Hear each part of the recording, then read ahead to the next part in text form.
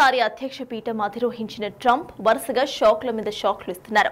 గత నెలలో ట్రంప్ కొత్త పరిపాలనా విధానంతో అమెరికా ఇతర దేశాలకు చేసే సహాయాన్ని 90 రోజుల పాటు నిలిపివేశాడు. తాజాగా భారతదేశంలో అమెరికా ఆర్థిక సహాయంతో నడుస్తున్న ప్రాజెక్టులను, అన్ని సంస్థలను నెక్స్ట్ ఆర్డర్లు వచ్చేంత వరకు తమ కార్యకలాపాలను నిలిపివేయాలని ఆదేశాలు కూడా జారీ చేశారు. దీంతో యుఎస్ ఎయిడ్ కార్యాలయం బంద్ అయిపోయింది. మరి మన దేశంలో ఈ నిర్ణయం ఏ సంస్థలపై ప్రభావితం చూపిస్తోంది, ఏ పనులు ఆగిపోయే ప్రమాదం ఉంది అనే విషయాలపై బిగ్ టీవీ స్పెషల్ స్టోరీ.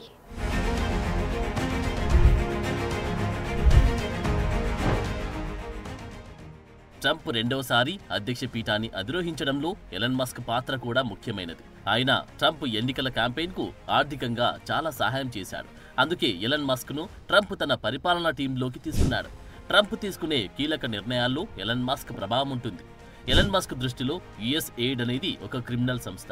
అందుకే ఈ సంస్థను బ్యాన్ చేయాలని ఎలన్ మస్క్ కంకణం కట్టుకున్నాడు. అందుకే ప్రత్యేక చొరవ తీసుకుని ట్రంప్తో మాట్లాడి ముందుగా 90 రోజుల పాటు బ్యాన్ చేయించాడు. కొత్త విదేశీ పాలసీ అమల్లోకి వచ్చాక తిరిగి యుఎస్ ఎయిడ్ను తొలగించాలా, కంటిన్యూ చేయాలా అన్న విషయం నిర్ణయిస్తారు. అయితే అమెరికా ప్రభుత్వం తీసుకున్న ఈ నిర్ణయంతో భారత్లో చాలా విద్య, ఆరోగ్య సంస్థలపై ప్రభావం పడుతుంది.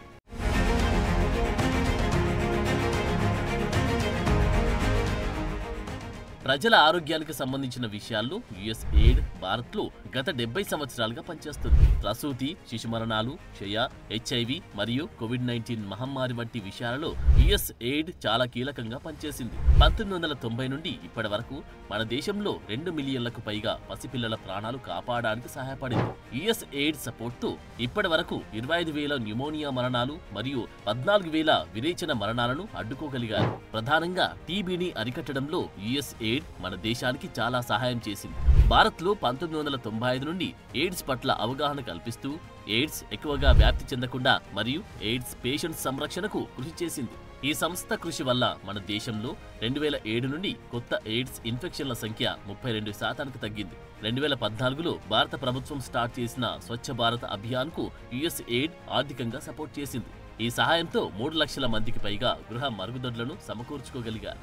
మన దేశ రైతులకు కూడా యుఎస్ ఎయిడ్ సహాయం చేసింది. 9 రాష్ట్రాలలో ఆటోమేటిక్ గా వాతావరణ కేంద్రాల నెట్వర్క్ ను విస్తరించడానికి యుఎస్ ఎయిడ్ అతిపెద్ద వాతావరణ సర్వీస్ సంస్థతో కలిసి పనిచేస్తుంది. ఇది దాదాపు 70,000 మంది రైతులకు ఎస్ఎంఎస్ల ద్వారా చాలా నమ్మకమైన వాతావరణ సమాచారం అందించింది.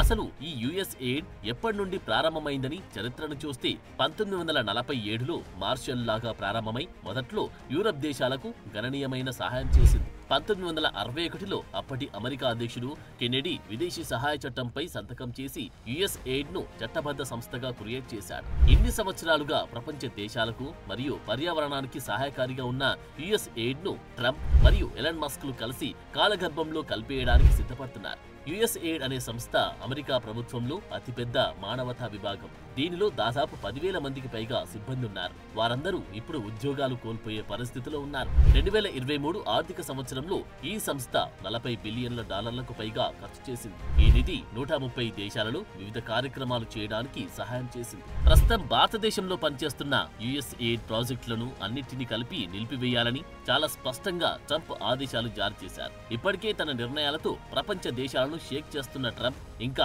ఎలాంటి నిర్ణయాలు తీసుకుంటాడోనని ప్రపంచ దేశాలన్నీ ఆసక్తిగా గమనిస్తున్నాయి. For more videos like this, subscribe Big TV channel.